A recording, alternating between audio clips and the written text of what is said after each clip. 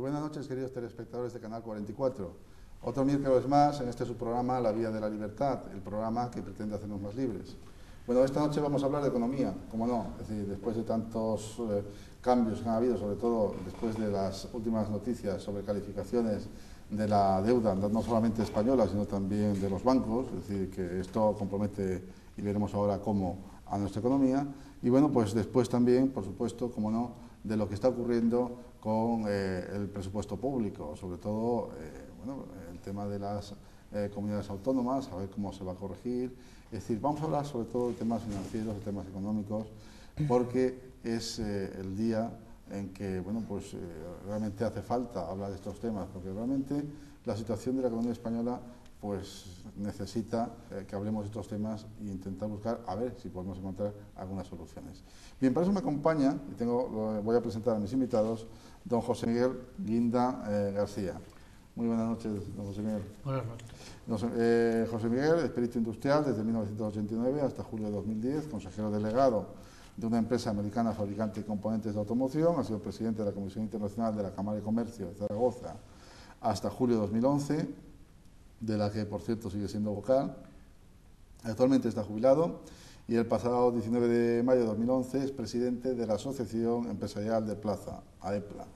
Bueno, tiene mucha experiencia en otros sectores, entre ellos el sector financiero, con lo cual nos va a poder contar bastante sobre su punto de vista, sobre todo desde la óptica más empresarial. Me acompaña también don Juan Perote. Buenas noches, Juan. Buenas noches. Don Juan Perote es doctor en Economía, es profesor titular de la Universidad de Zaragoza, especializado en Teoría de la Elección Social, a lo que se dedica en su investigación en la facultad. Voy a presentar a mis contertulios. Ángel Martín, muy buenas noches. Hola, buenas noches. Ángel es director del Observatorio de Coyuntura Económica del Instituto Juan de Mariana, investigador en el Instituto Juan de Mariana, está preparando su doctorado en la Universidad de Zaragoza, colaborador en Economía en Libertad Digital y Libre Mercado, contertulio de la Radio Libertad, de la cadena SER de Aragón y del colectivo Burbuja. También me acompaña doña Cristina Andreu Nicuesa. Muy buenas noches, Cristina. Hola, buenas noches. Doña Cristina es máster en neuropsicología, profesora tutora de psicología de la UNED de Caspe. Trabaja hace 10 años como psicóloga forense en el Instituto de Medicina Legal de Aragón, IMLA. Desde febrero de 2010 es coordinadora del Consejo Territorial de UPyD en Aragón. Bueno, señores, pues vamos a empezar este programa pues hablando de lo que realmente a todos nos afecta, ¿no? Sobre todo viendo cómo se está resolviendo el tema de la crisis. Bueno, empezamos entonces la entrevista, don José Miguel.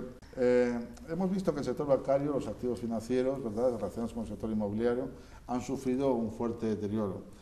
Pero no solamente eso, porque eso ha arrastrado pues, a todo, no solamente al sector de la construcción, sino a todo el sector industrial. Es decir, se ha trasladado al sector industrial, ¿no? Es decir, la crisis, concretamente la contracción que ha habido de la demanda de servicios financieros, ha generado un, vamos a decir, sobredimensionamiento del sector bancario, entre otras cosas.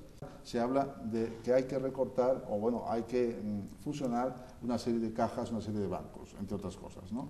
Pero a mí lo que me importa, fundamentalmente, al margen de lo que podría ser el sistema financiero, que hablaremos, por supuesto, de él, es qué repercusiones tiene actualmente, sobre todo en lo que se refiere a la empresa, ¿no?, que es donde usted realmente está allí trabajando, ¿no?, lo que está viendo todos los días. ¿Qué repercusiones? ¿Qué podemos decir?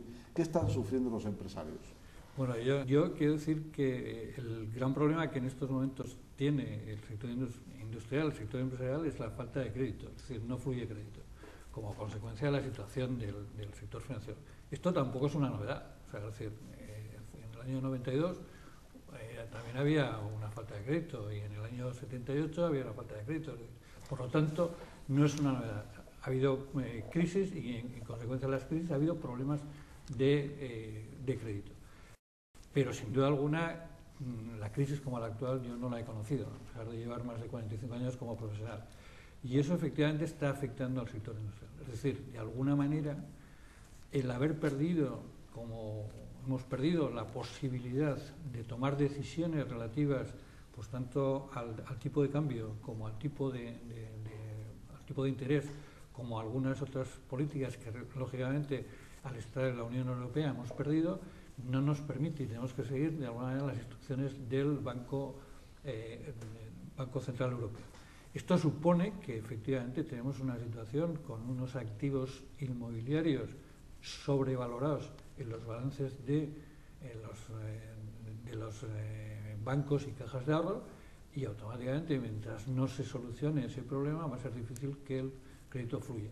Es decir, de alguna manera, el gran problema que tiene en estos momentos el empresario español es que no hay crédito, y por lo tanto está teniendo muchísimas dificultades para poder no solamente continuar su negocio, sino en muchos casos sobrevivir.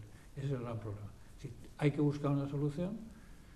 Yo no sé si la solución es el banco malo o no es el banco malo, pero lo que sí que es cierto es que hay que dar una solución a la situación de los activos inmobiliarios. Eso lo tuvo mucho más fácil, lógicamente, Estados Unidos. Estados Unidos sencillamente lo que hizo fue inyectar dinero, inyectar liquidez al sistema financiero y poner de alguna manera poner los activos malos, vamos a decir, los activos inmobiliarios malos, situarlos en el sitio donde los tenía que situar. Yo le recomiendo que hay un libro por ahí que se llama El gran fallo del sentido común, y que es un poco la historia del gran fallo del sector financiero americano. Efectivamente, se ha hablado del banco malo, de la posibilidad de crear un banco malo. Hay algunos que definen el saneamiento pues, precisamente rápido de ese sector financiero, porque creo que es lo que hace falta, y están preocupados más bien algunos otros por la acogida que pueda dar a los mercados.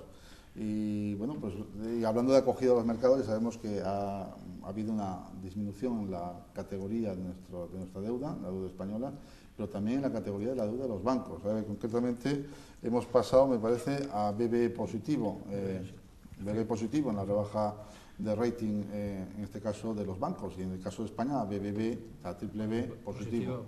Esto naturalmente tiene una incidencia fundamental, sobre todo a la hora de capital financiero me refiero, es decir, a la hora de captar liquidez.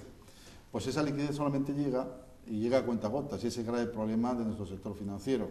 Han comentado también la posibilidad de que, al margen de lo que podría ser el banco malo, se podría crear pues una serie de digamos, empresas subsidiarias a los bancos, en donde se colocarían absolutamente todos estos activos tóxicos, mejor dicho, activos tóxicos, vamos a llamarle por su nombre, piso, suelo, etcétera, que no se vende porque, según lo que parece, en algunos casos, algunas empresas que se dedican pues, precisamente al sector financiero, a estudios que se han realizado, el sector financiero, dicen que bueno, pues la rebaja en los activos, en este tipo de activos, aún tiene que seguir, es decir, que tiene que caer sobre el 30 o 40% aún más, lo cual significa, pues naturalmente, que el ajuste, mientras no se realice ese ajuste, probablemente todavía no podamos salir de la crisis.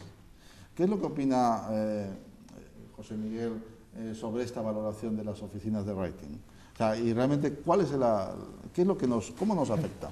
Bueno, yo creo que nos afecta mucho. Vamos a ver, yo lo que pienso es que lo que ha ocurrido ha sido que el sistema se ha desequilibrado completamente. Es decir, esto no tiene nada que ver con hace 20 años, si se ha desequilibrado, y es lo mismo que puede pasar en una empresa cuando se desequilibran las cosas.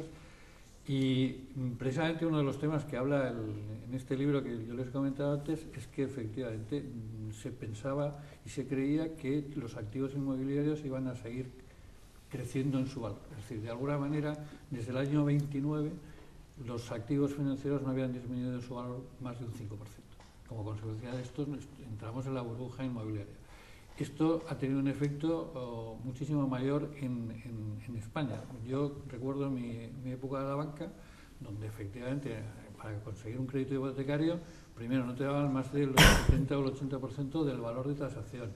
Te lo daban a 15 años, a un tipo de interés alto. Y aquí hemos pasado a tener, de alguna manera, a dar más del 100% del valor de tasación y a 50 años.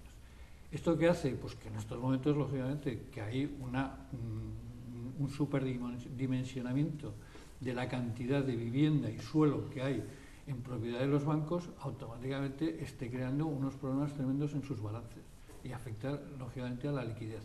Esto, bueno, pues los señores, y España es un país que no solamente está endeudado, posiblemente la parte pública está menos endeudada que la parte privada, pero tenemos un grado de endeudamiento muy alto.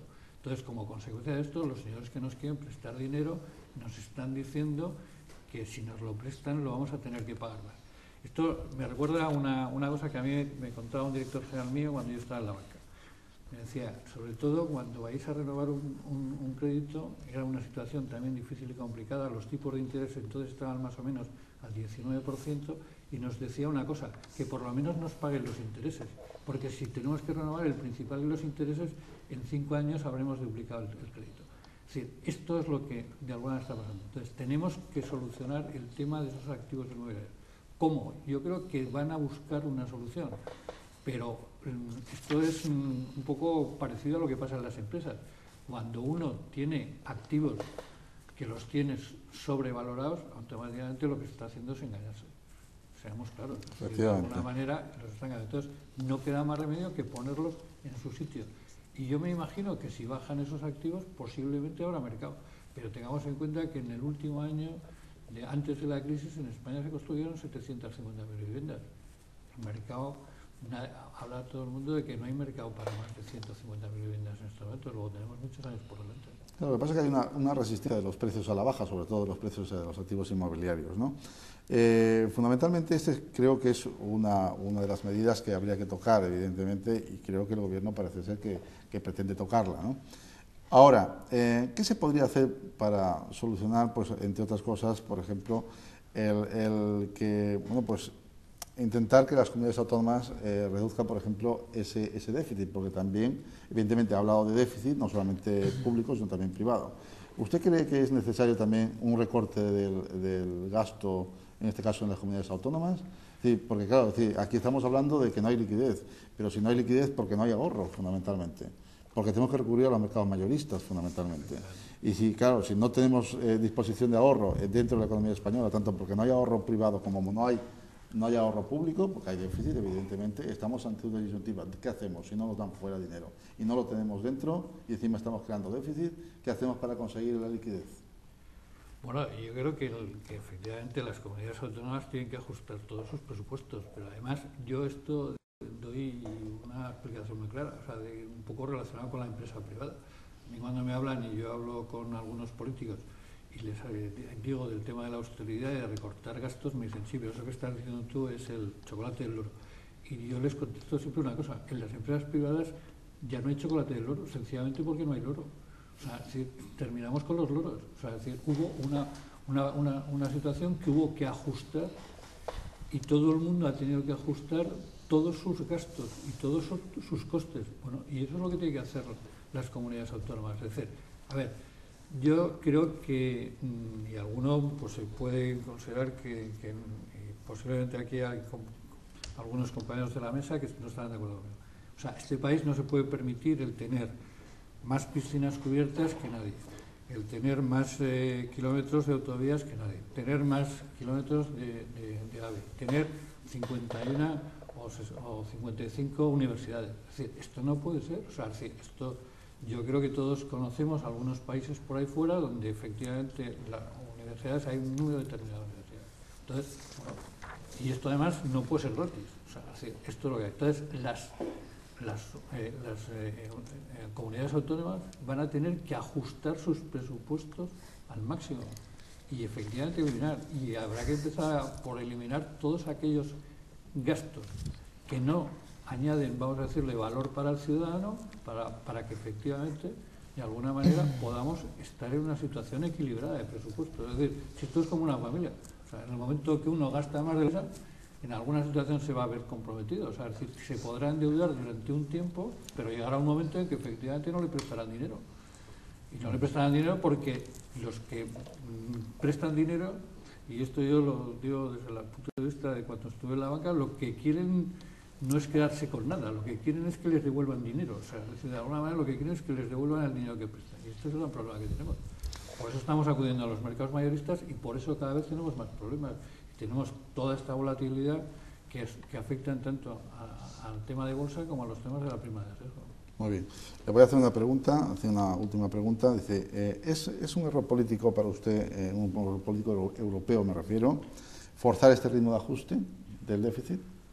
Bueno, yo creo que esto yo voy a compararlo también un poco con lo que es en las empresas. Cuando uno se mete en una empresa, o lo llaman una empresa, y en esa empresa están perdiendo dinero, como digo yo, y en esto yo soy un poco aragonés, hay que poner la tajadera hay que poner la tajadera para tapar el sitio por donde se va el dinero, ¿no? Entonces, de alguna manera, hay que ajustar. Una vez que has ajustado, tienes que empezar a crear la situación que te permita crecer. Y yo creo que en estos momentos, y yo pienso que en Europa, pues yo espero que a partir de mayo, a partir de junio, empiece a haber unas ciertas ideas sobre impulsar un crecimiento, aunque sea pequeño, pero impulsar un crecimiento. Bueno, España tiene un problema mayor que lo tienen nuestros socios comunitarios, porque claro, no es lo mismo tener el 22,4% de paro que tener el 5% como tiene Alemania, o tener el 7% como tiene Francia. Pero bueno, yo creo que tengo que decir que yo, mi opinión, y a lo mejor alguien no está de acuerdo conmigo también, lo tengo que decir. Yo creo que en estos momentos, porque lo conozco personalmente, yo creo que el ministro de Economía sabe lo que hace. Muy bien, muchas gracias. Bueno, Juan, voy a hacerte algunas preguntas, a ver si me puedes facilitar un poquito la labor. El Gobierno sabemos que ha logrado una disminución, bueno, mejor dicho, un aumento de 0,9% en el déficit permitido inicialmente, que era el 4,4%, ¿no? Ahora estamos en el 5,3%. Sin embargo, cuando se aceptó esa reducción, se estimaba que el crecimiento de la economía era el 2,3%, y ahora se estima que va a ser del menos 1,7%. Entonces, claro, ante esta disyuntiva, ¿no? ¿Qué piensas tú ante este panorama de crecimiento de la economía sobre los ingresos fiscales? Es decir, ¿es posible pensar que se cumplirá con estos objetivos de ingresos el objetivo presupuestario planteado en el 5,3%? Bueno, en esto, claro, tienen los servicios de estudios que asesoran al ministro, se supone que tienen que hacer un esfuerzo para ajustar las previsiones a la realidad, de la economía actual. Pero está claro que si las previsiones de crecimiento van a ser peores, va a ser muy complicado. Sí, la práctica totalidad de los impuestos están ligados al crecimiento.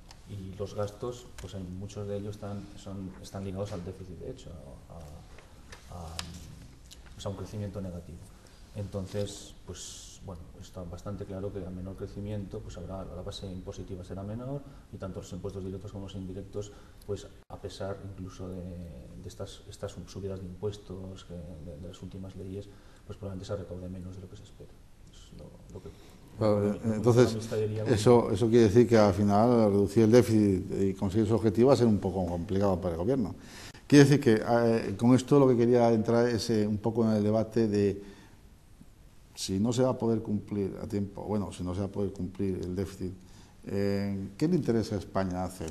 ¿Qué es lo que buscaríamos o qué es lo que tendríamos que hacer desde vuestro, José Miguel y Juan, desde vuestro punto de vista? ¿Qué le interesaría hacer? Digamos, ¿ve alguna otra solución? Pues hay quien ha planteado, no sé si en las empresas se plantean, por ejemplo, empezar de nuevo, empezar de cero, salir del euro, o a lo mejor cualquier otra alternativa. Yo creo que salir del euro no sería una buena cosa en estos momentos. Hombre, sí que es cierto que si no hubiéramos estado en el euro, pues esto se hubiera solucionado muy fácilmente. Como en la época del ministro Solchaga, hubiéramos devaluado el 20%, todos seríamos el 20% más pobres, que es uno de los problemas que hay en estos momentos. Es decir, no podemos ajustar la economía de esa manera y hubiéramos hecho. Pero yo creo que las empresas, que al final son las que crean puestos de trabajo, yo creo que las empresas que tienen un grado de internacionalización importante están superando la crisis, y no solamente están superando, sino algunas están creciendo. Es decir, de alguna manera el tema de la internacionalización es muy importante. Entonces, apoyar a las empresas para que aumente el grado de internacionalización es fundamental. Bien es cierto que lo de la internacionalización no es una carrera de velocidad. Es decir, yo he sido consejero delegado de una empresa que en el año 89 no exportaba nada, y en el año 2011 ha exportado el 84% de su negocio a 65 países. Bueno, esto ha sido un trabajo y un esfuerzo, y hay que invertir. Pero ese es un tema importante. El otro tema muy importante es todo lo que está relacionado con la innovación. Es decir, y la innovación no solamente quiere decir en el producto, sino la innovación en los procesos. Es decir, hay que estar en las empresas permanentemente pensando en qué puedo mejorar mis procesos, mis planes, etcétera, para que efectivamente mis productos, para que yo pueda ser competitivo en el mundo actual. Y con esos dos planteamientos apoyando eso, yo creo que efectivamente las empresas van a poder generar e incrementar puestos de trabajo.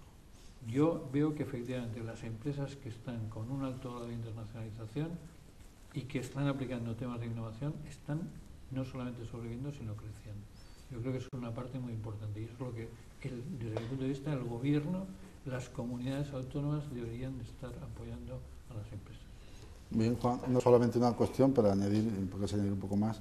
Claro, este tema también tiene que ver un poco con la acumulación de capital. Porque claro, las empresas que acumulan capital son tecnológicamente más poderosas, es decir, las que invierten en tecnología, en investigación y tal, son probablemente las que puedan hacer esa internacionalización y competir en igualdad. Bueno, competir en un mercado que ya bastante difícil es competir fuera, como dice José Miguel, ¿no? Pero al margen de lo que vendría a ser este elemento, que vendría a ser, por ejemplo, el ganar competitividad, porque sabemos que las empresas que son intensivas en mano de obra lo que están haciendo es deslocalizarse, se van a China, producen en China, o se van a cualquier otro país, pues que hay una alternativa, según tú hay una alternativa a lo mejor que sea distinta, por ejemplo. O sea, el tema del tipo de cambio, pues a lo mejor no podemos hacer nada, pero ¿se puede buscar una alternativa distinta a la solución del problema? Bueno, yo creo que lo que el gobierno actualmente yo creo que está confiando en que, un poco en contraprestación a las medidas duras de recortes, aparezca la zanahoria de la que están hablando hace poco el ministro de Guindos en Santiago hace unos días, de una especie de plan Marshall europeo, de que se relaje un poco la política de Angela Merkel y que a través de, creo que es el Banco Europeo de Inversiones, creo que iban a intentar de que hubiera mayores líneas de crédito para gastos en infraestructuras. Pero claro, es que el problema es lo que decía antes José Miguel, si es que en España tenemos el problema de una sobreinversión brutal en vivienda, en líneas de AVE que no son necesarias, en aeropuertos, en piscinas. Entonces, ¿qué sentido tiene un plan Marshall ahora que venga desde fuera, que sea dinero, aunque lo paguen los alemanes? ¿Cómo podemos volvernos más productivos si el problema es que nos sobra capital? Es que estamos sobredimensionados. Es que el plan Marshall fue muy útil con una Europa destruida donde queda todo por hacer, cuando estaban, pues básicamente era recuperar la infraestructura anterior. Pero en la actualidad yo no veo que eso pueda tener ninguna posibilidad de generar crecimiento en el largo plazo. Y claro, la alternativa, yo creo que la alternativa más, digamos, más robusta sería una opción de aumentar la competitividad real y fomentando la exportación. Desde luego, en el largo plazo hay que competir. Parece que estamos en un escenario mundial pues diferente de hace 10 y 15 años. Ahora la competencia, hay nuevos países emergentes, está Brasil, está China, cada vez están adquiriendo, pues siendo más competitivos a niveles más tecnológicos más altos, y nosotros tenemos que recuperar ese tiempo perdido. Ese tiempo que hemos perdido, digamos, en el boom del ladrillo, pues ahora lo tenemos que recuperar. Yo creo que a corto plazo habrá que hacer ajustes salariales gordos. Y desde luego las inversiones, el hacerse más competitivo no es algo que salga de la noche a la mañana, requiere probablemente un grado de liberalización de la economía importante, dejar que las iniciativas de los empresarios pues se puedan realizarse sin ponerles trabas, y desde luego unos impuestos moderados también. Sí, evidentemente hay muchas trabas al empresario, ¿no? Sobre todo a la creación de empresas. Sí, yo quería ahí añadir alguna cosa. Efectivamente, hay un tema que yo digo siempre, que es la gran burocratización que existe en muchísimas de las administraciones que tenemos. Es decir, no puede ser que para conseguir una licencia de actividad se tenga uno que pasar 6 años. Aquí en Zaragoza no puede ser que tengamos una normativa contra incendios que sea mucho más restrictiva que en el resto de cualquier ciudad o cualquier pueblo de España. Es decir, hay una serie de trabas que efectivamente lo que hacen es frenar la inversión. Yo de todas formas le quería decir a Juan que yo creo que los países emergentes siguen siendo también una oportunidad. Es decir, y lo de la deslocalización, uno de los planteamientos que cuando hablamos de internacionalización es que en estos momentos ya no solamente internacionalizar es completamente exportar, sino que en un momento determinado uno puede hacer unas actividades en un sitio determinado, o sea, es decir, puede estar produciendo en un sitio determinado, puede estar ensamblando o montando en otro sitio determinado y puede estar distribuyendo en el resto de los países. Con lo cual quiere decir que al hablar de internacionalizar estamos hablando ya de un conjunto tal, de una visión de conjunto de la empresa. Y yo soy de los que creo que China es toda una oportunidad. Es decir, de alguna manera el nivel... Entonces yo me acuerdo que había un director de Valeo hace 15 años que hablaba de China como una oportunidad, no como una amenaza, sino como una oportunidad. Porque decía, el día que el 10% de los chinos alcancen el nivel medio de renta de los europeos, tendremos ahí 140 millones de chinos que tendrán posibilidades de consumir, Bueno, prueba de ello es que efectivamente en China se están yendo todos los fabricantes de vehículos, están implantando sus plantas ahí porque es un mercado que es el mercado en estos momentos, si yo no recuerdo mal, el año pasado, el año pasado matricularon por encima de 20 millones de vehículos, lo cual quiere decir que ahí va a haber no solamente el tema de los vehículos de esos 20 millones, sino que luego se va a producir un consumo importante de recambios. Bueno, pues efectivamente allí se puede vender. Seguramente habrá que hacer buscar algún socio allí, implantarse y tener una planta de ensamblaje, pero yo creo que efectivamente se pueden hacer cosas. Sí. Y lo mismo pasa con Brasil, que yo creo que efectivamente es otro país con posibilidades. Y posiblemente la India sea otro de los países que tiene unas posibilidades importantes, aunque yo creo que es más los crecimientos son más rápidos en China, y luego por otra parte también está Rusia. O sea, Rusia es otro país donde yo creo que hay un mercado importante y con muchas posibilidades de crecimiento. Sí, efectivamente, no, estoy totalmente de acuerdo con el tema de la internacionalización que habéis comentado. De hecho, aquí hemos hecho hemos apostado en los programas por la internacionalización, pero hay un tema que a mí me llama mucho la atención, y es que la posición de España en el mundo está cada vez peor, en el sentido de que, bueno, pues a ver, ¿qué pasa si nosotros nos vamos a cualquier país y nos expropian? Lo estamos viendo en Argentina, lo estamos viendo en Bolivia. ¿Qué es lo que ocurre? ¿Podemos internacionalizarnos? O sea, ¿es que no estamos eligiendo los socios correctos o qué pasa? Bueno, yo creo que hay países muy serios y nosotros también somos un país serio, y hay otros países que son menos serios. Bueno, yo creo que en estos momentos... Menos serios pero con recursos, que también nos hacen falta. Bueno, efectivamente, menos serios pero con recursos. Pero yo creo que hay países con recursos que son serios. Hay una cosa está clara, yo creo que la respuesta en estos momentos del gobierno argentino está basada en un problema de sus propias crisis, una propia crisis interna, y lo que está de alguna manera reaccionando, pues de alguna manera buscando la respuesta populista del más clásico peronismo, ¿no? Bueno, bien, pero esto no es la realidad de otros países, ¿no? Yo creo que si uno vende o invierte en Alemania o en Francia, yo creo que Brasil en ese aspecto es un país bastante más serio, y yo creo que Chile es un país con muchas posibilidades también, un país muy serio. Por lo tanto, Estados Unidos es otro país donde uno tiene toda la seguridad que se va a invertir. Pero ¿se ve firmeza o hace falta más firmeza por parte del gobierno español a la hora de defender los intereses españoles? Yo creo que es que lo que hemos tenido ha sido poca firmeza antes. En estos momentos, claro, nos hemos hecho amigos hemos perdido la firmeza que teníamos. Ahora nos tienen menos respeto que nos tenían antes. Sí, eso es un problema que tenemos. O sea, es decir, hemos perdido durante los últimos años, hemos perdido la posición que teníamos en el mundo internacional, es decir, en el concierto internacional, y ahora pues nos tienen menos respeto, ¿no? O sea, pero bueno, vamos a ver cómo sale, ¿no? Muy bien, muchas gracias por vuestra intervención. Vamos a abrir el programa pues al debate, bueno, con el siguiente asunto, ¿no? O sea, ya sabemos que hay que reducir un 5%, entonces hemos dicho el déficit del 5% del 8,5 al 3%, es decir, esto es más de lo que se ha pedido, por ejemplo, a Grecia, es más de lo que se ha pedido a Irlanda, es más de lo que se pide a Portugal, ¿no?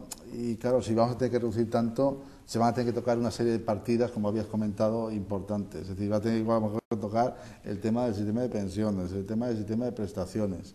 ¿Qué alternativas pueden haber allí? Y abro el abanico para que vosotros habléis. Bueno, el problema que comentaba Gunther en relación a la reducción de déficit de 4 puntos respecto a... tenemos que llegar en 2012 al 5,3 y estábamos en 2011 en el 9,5.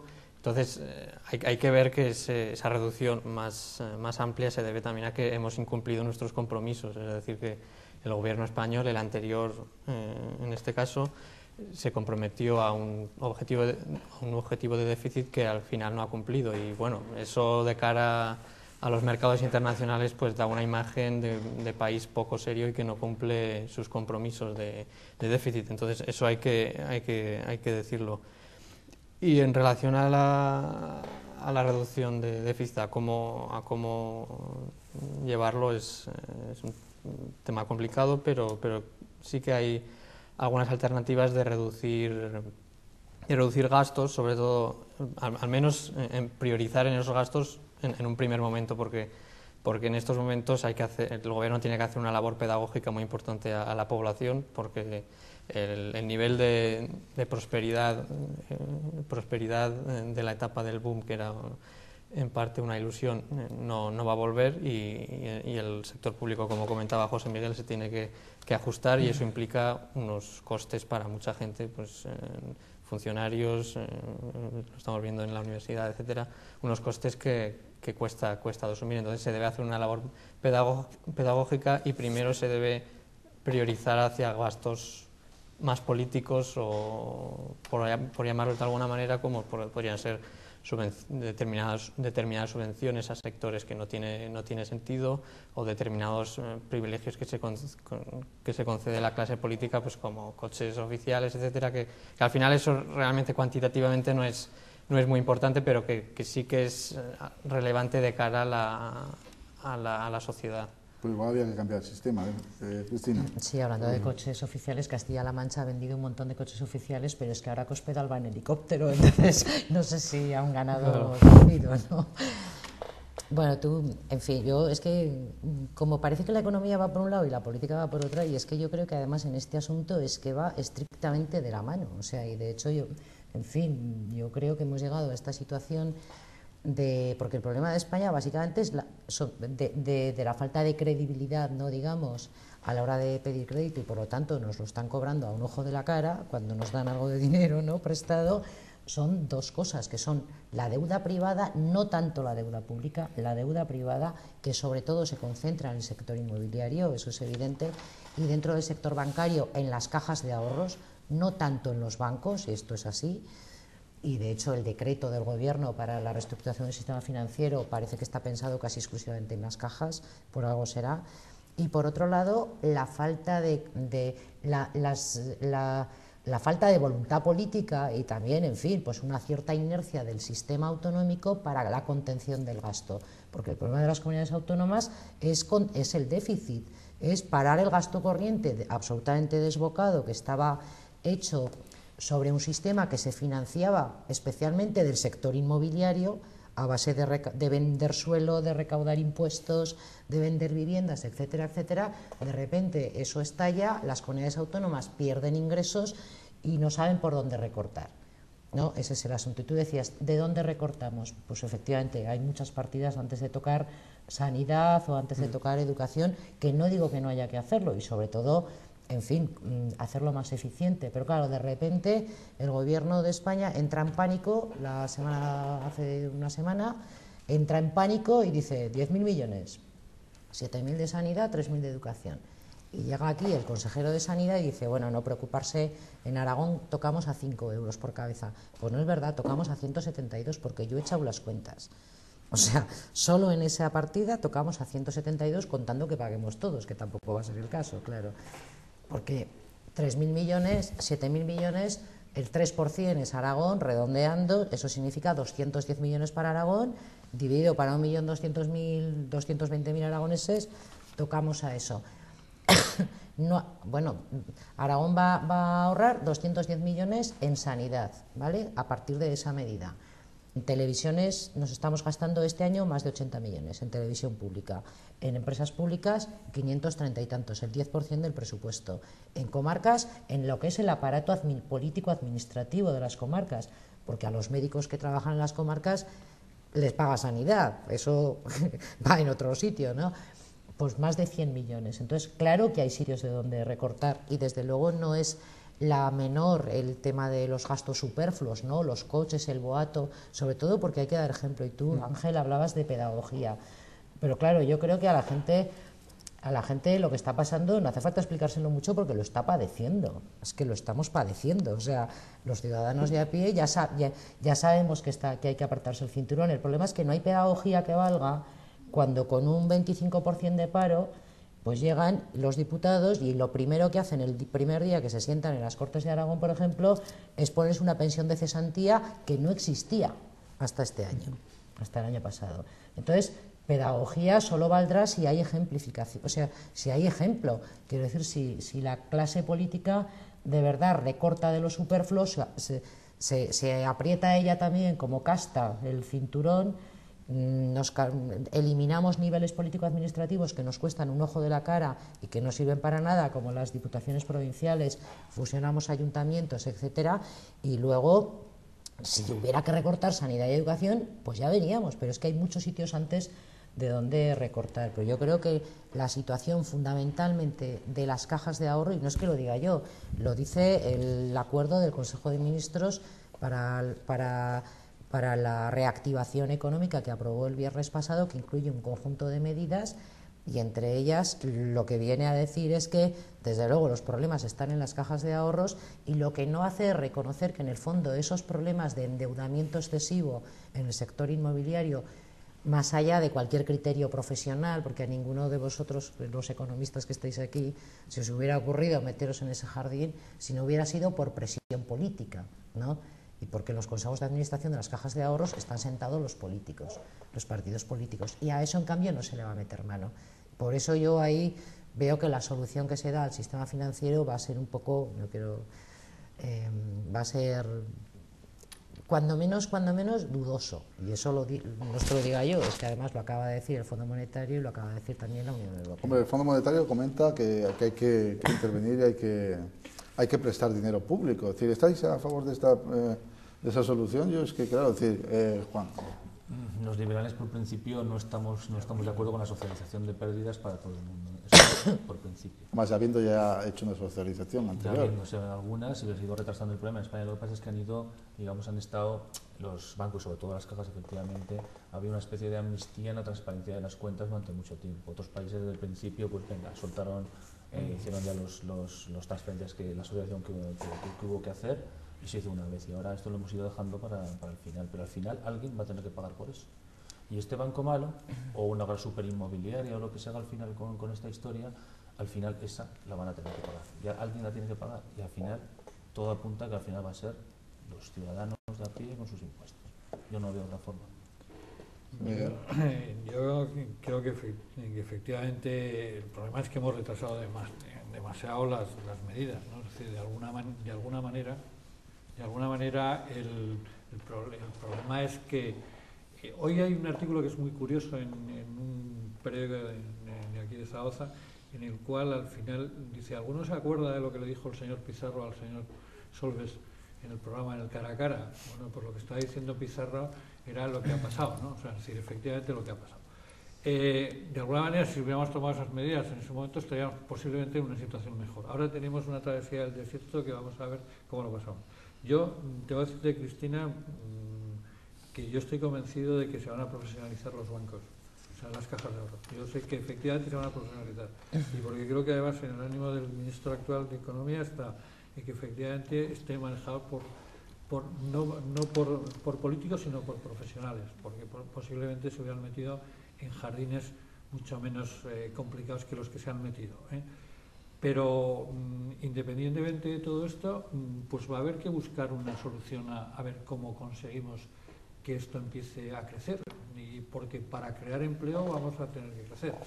Yo, de todas formas, hay algunas cosas que estoy completamente de acuerdo contigo. Hay que priorizar. Es decir, las empresas, cuando hubo quien tuvo que, hace ya muchos años, en algunas épocas de crisis, hubo que hacer lo que se llamaba presupuestos base cero, lo que había que, uno cogía el presupuesto y empezaba a eliminar. Y cuando llegaba abajo, sumaba y decía: tengo que quitar todavía tanto más. Y volvía a empezar por arriba y volvía a quitar. Bueno, pues esto es lo que los políticos tienen que hacer. De sus presupuestos empezar a quitar y a quitar cosas. Eso por una parte, y por lo tanto ajustar los presupuestos a esa base cero. Y por otra parte, yo creo que tampoco hay que tenerle un gran miedo a ciertas cosas, ojo, y que nadie lo tome mal.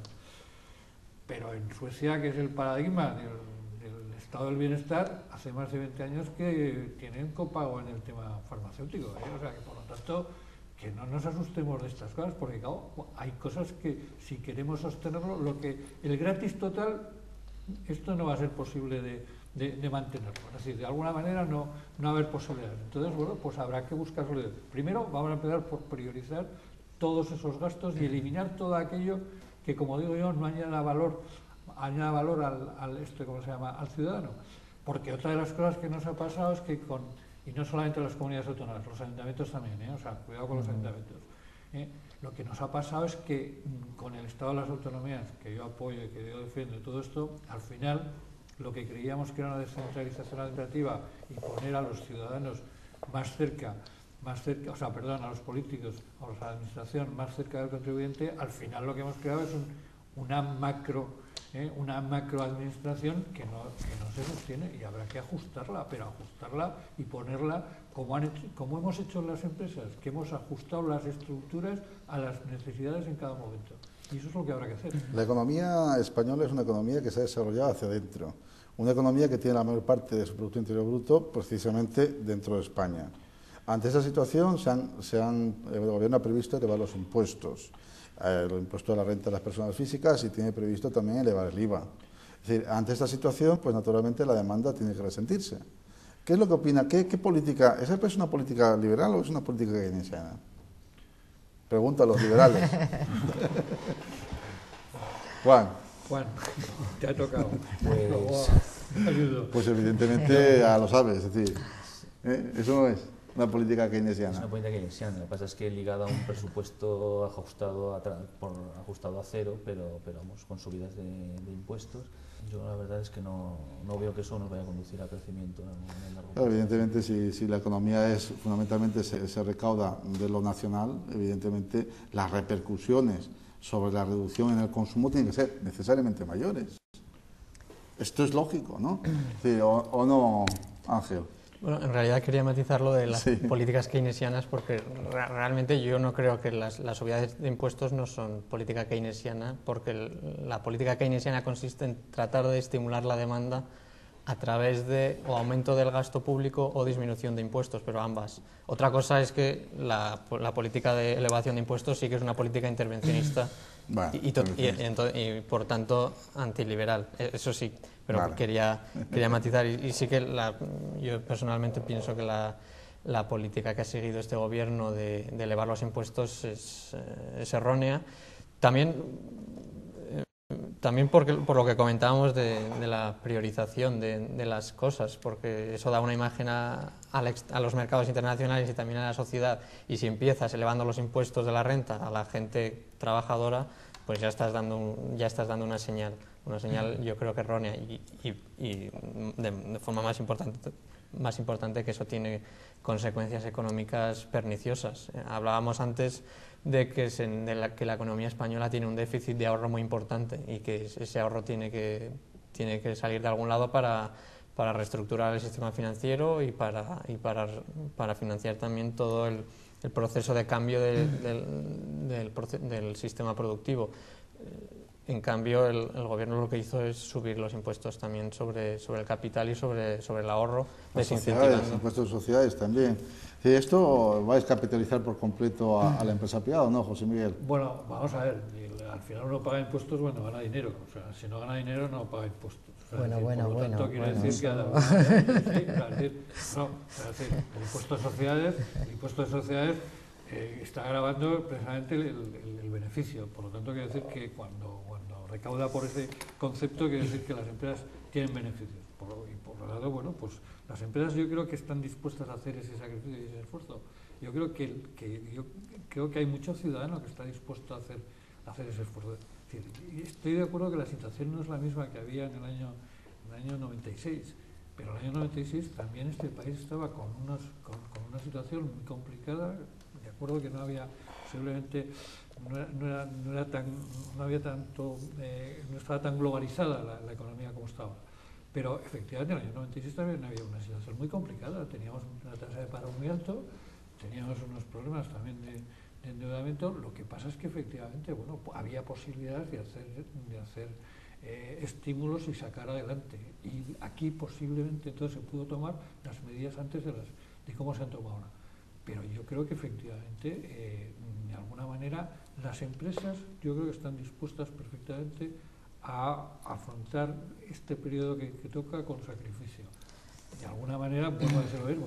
Al final, el equilibrio en una empresa, como todos sabéis muy bien, es, bueno, yo tengo estos ingresos por ventas, con esto tengo que pagar a mis proveedores, tengo que pagar las rentas del trabajo, tengo que pagar los costes sociales, tengo que amortizar, y de alguna manera lo que queda ahí es tengo que pagar los impuestos y tengo que pagar los intereses, ¿no? Al final todo esto es un equilibrio de cosas. bueno, es posible que las empresas tengan que de alguna manera renunciar a una parte de sus beneficios, más que a una parte de sus beneficios, a su cash. Que al final, esto es como cuando alguien habla del Levit, digo, ¿qué pasa? Que es que no se pagan impuestos y no se pagan, o sea, que lo importante es el Levit, no, al final lo importante en una empresa es el cash, es el cash que genera. Bueno, pues de alguna manera yo creo que las empresas están dispuestas a reducir una parte de ese cash y a pagar ese impuesto si efectivamente vamos a salir, porque no dudes una cosa, las empresas y los empresarios lo que quieren es contratar personal, generar empleo. Esa es la vocación de un empresario, es no cerrar la empresa, no destruir empleo, es generar empleo, y eso es lo que quieren, tanto los empresarios que son empresarios sí, como los que hemos sido empresarios por cuenta ajena. Cristina.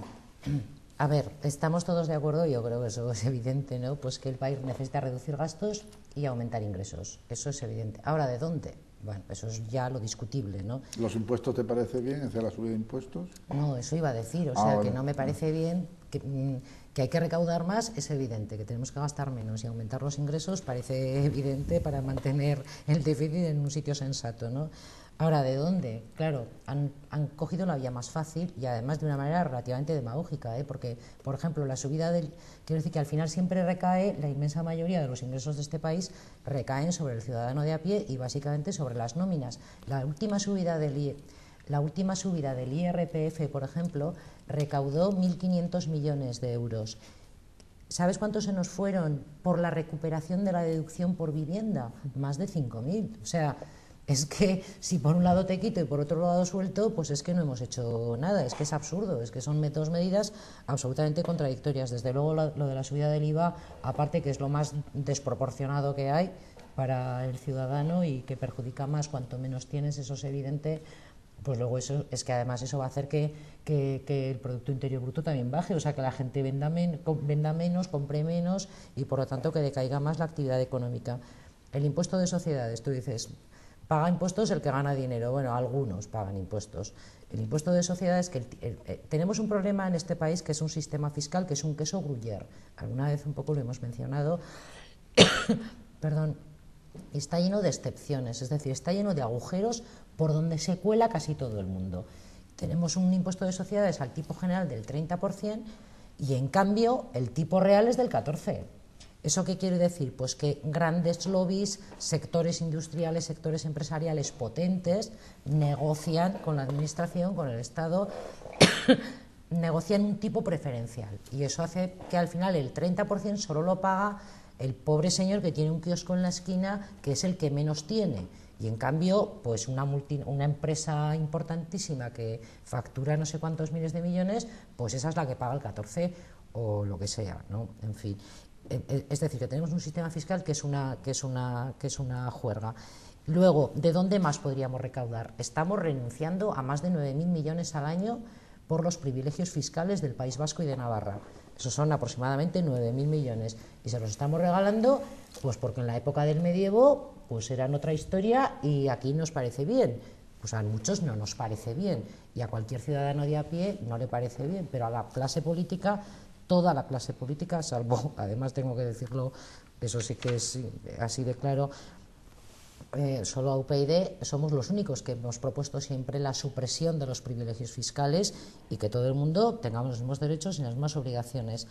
Respecto a lo del copago que has mencionado antes, fuimos el único partido político que lo mencionó en el programa, todos los demás huían de la palabra como va de retro.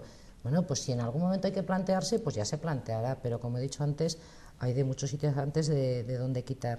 Y respecto a lo que has dicho, que el ministro de Guindos, que sí que piensa profesionalizar, pues a lo mejor piensa profesionalizar, pero mira, en el Real Decreto, publicado el 3 de febrero, habla de un 25% de independientes en los consejos de administración. Bueno, menos mal, hasta ahora es el 0%, un 25% ya es algo, pero cuando...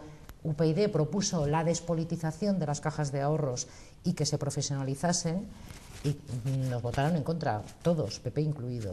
Entonces, bueno, si se han dado cuenta del error, oye, rectificar es de sabios, me alegro. Sí, ahora todo el mundo está dando cuenta de muchos errores, cosas increíbles, porque están haciendo los recortes que estamos oyendo cada día, que es en sanidad y educación, están haciéndolo pues tratando de que recaiga más el peso del recorte sobre digamos, los que hacen un peor uso del servicio, por ejemplo, los que usan copago, en el caso de la educación, que los estudiantes que se matriculan en segundas matrículas. Bueno, en todo un poco se está tratando y nos lo están vendiendo como que es un aumento de la eficiencia. También al profesor universitario, por ejemplo, ahora, pues, dependiendo de la investigación, vamos a dar más o menos clases. Todo lo están ligando a la eficiencia, los recortes, lo cual es una buena manera de venderlo, porque es más aceptable de alguna manera al ciudadano. Pero claro, eso, si realmente aumenta la eficiencia, ¿por qué no se hizo hace 10 años, hace 20 años? El problema era el mismo.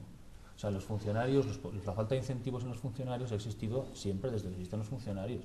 Entonces se ha dejado que se haga la bola tan grande y al final se hace cuando no queda más remedio. De respecto a lo que decía también Ángel sobre la señal, yo creo que esta explicación de los recortes que tenemos ahora, digamos, que han entrado, digamos, en las partidas más duras, sanidad, educación, yo sí que le veo una lógica también por el tema de demostrar, de hacer creíble la política de que los españoles estamos dispuestos a entrar a lo más duro. Entonces eso para convencer a los mercados, que es la prioridad, para ganar credibilidad, tenemos que hacerlo, no como los griegos, que dejaron pasar por años sin hacer recortes reales, pero todavía nos falta mucho. El tema de los impuestos es un poco al revés, ¿sabes? Como tú decías, claro, siempre es mucho más difícil recortar gastos que acudir simplemente a aumentar los impuestos. Y eso probablemente yo sí que creo a Rajoy cuando dice que se vio obligado en última hora para cuadrar las cuentas. Pero bueno, un ataque en de general, pánico, como de los liberal, 10.000 millones. abomino de estas subidas, y menos de última hora y de esta manera. Yo, nada más, solo una cosa, yo discrepo con el tema que has dicho tú de los impuestos. Las empresas multinacionales grandes pagan los impuestos que le corresponden. Lo único que de alguna manera hay unas deducciones fiscales que se acogen, pero que se puede acoger todo el mundo. El señor, cualquier empresario se puede acoger a esas deducciones fiscales. O sea, por lo tanto, yo te puedo asegurar que yo he sido consejero delegado de una empresa multinacional y hemos pagado el tipo que nos correspondía cada año por los beneficios que da. O sea, que yo creo que las empresas, ahora efectivamente si hay unas deducciones fiscales, lógicamente vamos a intentar utilizarlas, pero de alguna manera las empresas están deseando pagar impuestos, porque seguro que si pagan impuestos de sociedades es porque han generado beneficios.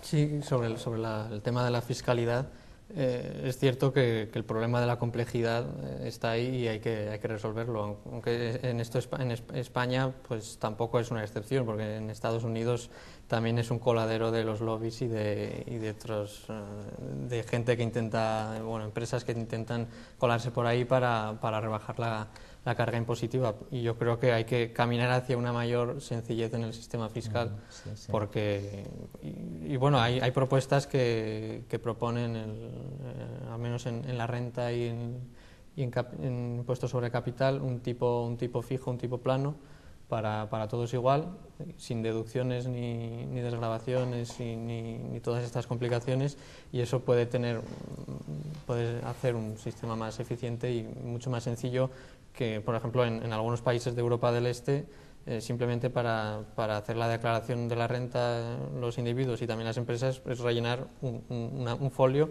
con unos pocos datos y ya vale, es mucho más sencillo y no genera tantos costes.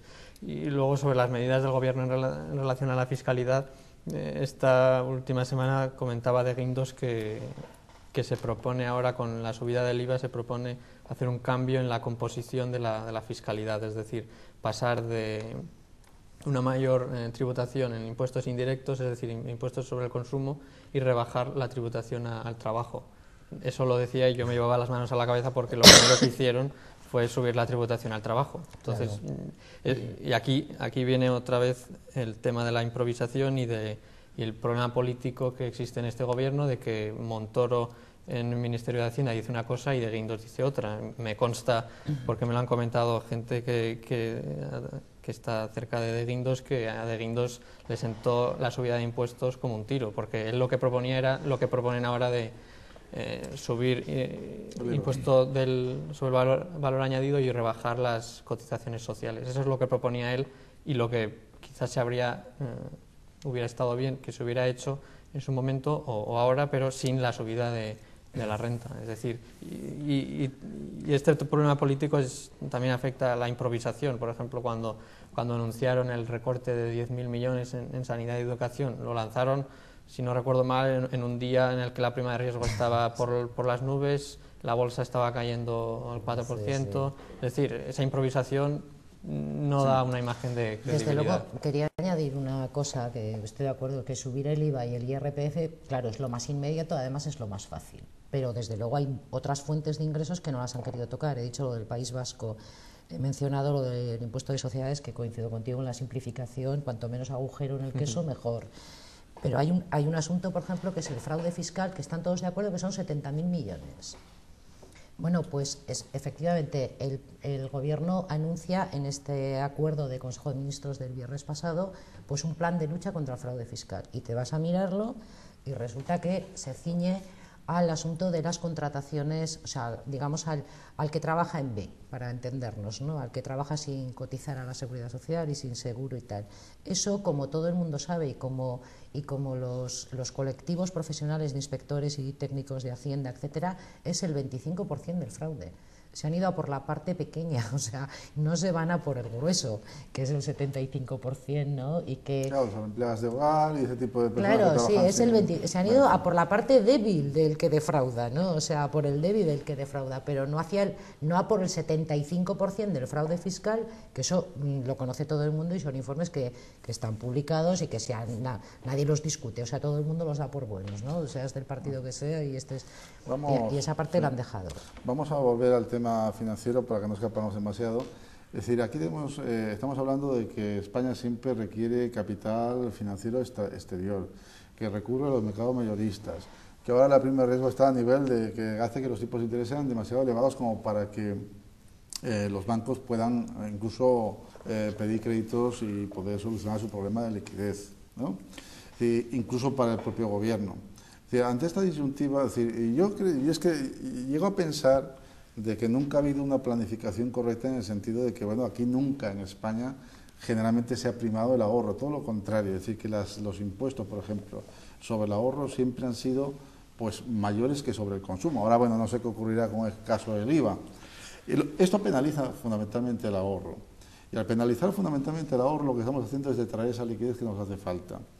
No hace falta una reforma en profundidad del sistema financiero que, entre otras cosas, garantice, primero, una seguridad jurídica y una estabilidad también para que los inversores o para que los ahorradores puedan decidir dónde colocar su dinero sin que este, por ejemplo, sea absorbido o vendido de mala manera, por ejemplo, por la banca comercial a través de lo que son las participaciones o acciones preferentes, o, por ejemplo, utilizando una banca que sea una banca tradicional en vez de una banca especulativa. Es decir, ¿qué opináis vosotros de este tema? Es decir, porque claro, el problema de la solución del sistema financiero, yo creo que va más allá incluso de lo que podría ser, por ejemplo, que la prima de riesgo sube, que los bancos tienen déficit. ¿No se trata un poquito más también de la ética que tienen que tener los bancos a la hora de comerciar con sus clientes?